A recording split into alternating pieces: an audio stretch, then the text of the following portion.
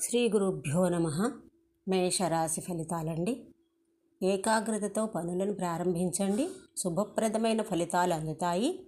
ఆర్థిక ప్రయోజనాలు సిద్ధిస్తాయి. సాహసోపేతంగా వ్యవహరిస్తారు.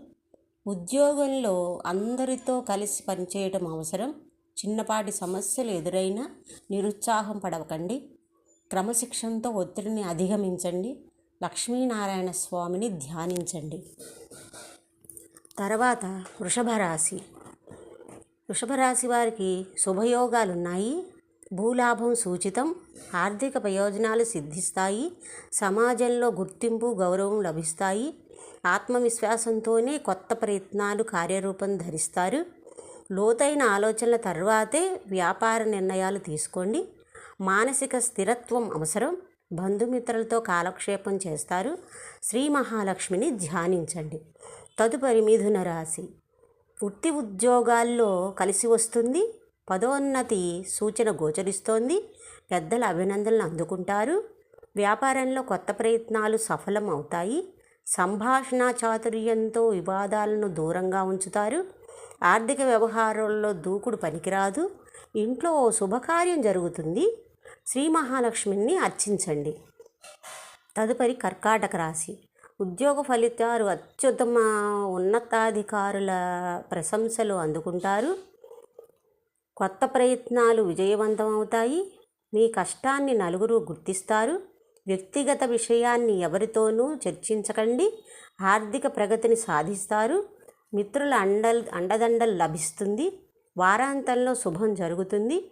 విష్ణు సహస్రనామాలు పఠించండి. శుభం కలుగుతుంది. తదుపరి సింహరాశి. మనోబలంతో పనులు ప్రారంభించండి. ఎట్టి పరిస్థితుల్లోని వాటిని మధ్యలోనే ఆపకండి. ఆత్మవిశ్వాసం అవసరం. క్రమశిక్షణతో విఘ్నాలు అధిగమిస్తారు.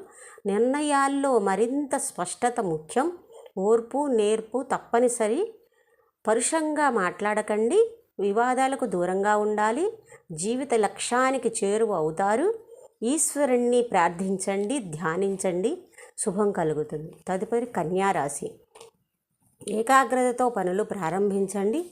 భాగ్యరాశిలో ఉన్న శుక్రగ్రహం మేలు చేస్తుంది.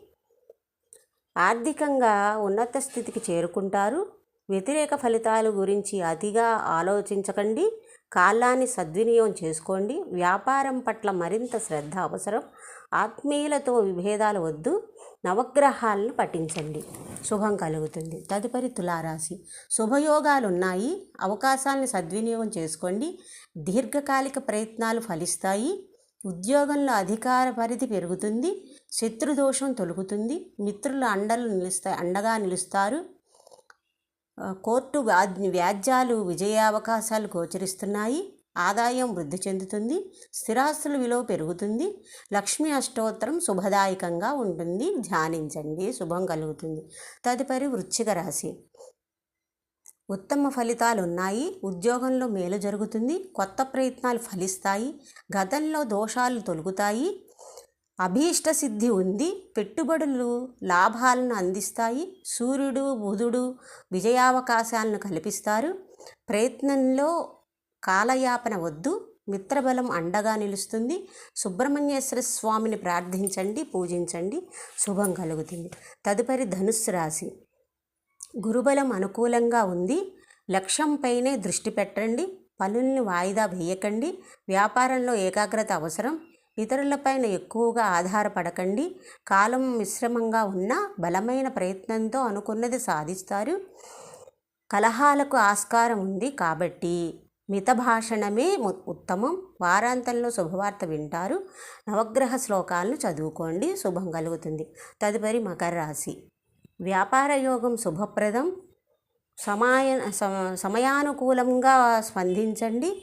ఆశయాలు నెరవేరుతాయి. ఆర్థికంగా మేలు జరుగుతుంది. ఆదాయ మార్గాలు పెరుగుతాయి. భూగృహ వాహనాది యోగాలు ఉన్నాయి. బలమైన ప్రణాళికతో ఒత్తిడిని అధిగమించండి. సరైన వ్యాపార వ్యూహాలు అవసరం. కుటుంబ వాతావరణం సానుకూలంగా ఉంటుంది. లక్ష్మీదేవిని పూజించండి, ఉపాసించండి. శుభం కలుగుతుంది మీకు. తదుపరి కుంభరాశి. శుభ ఫలితాలు ఉన్నాయి. బాధ్యతల్ని సకాలంలో పూర్తి చేయండి. దైవబలం కాపాడుతుంది. ఉద్యోగులకు ఉత్తమ స్థితి గోచరిస్తోంది. వ్యాపారంలో ఆటంకాలు ఉన్నా మనోబలంతో అధిగమిస్తారు. కష్టానికి తగిన ఫలితం ఉంది. పొదుపు మదుపు చర్యలకు ప్రాధాన్యం ఇవ్వండి.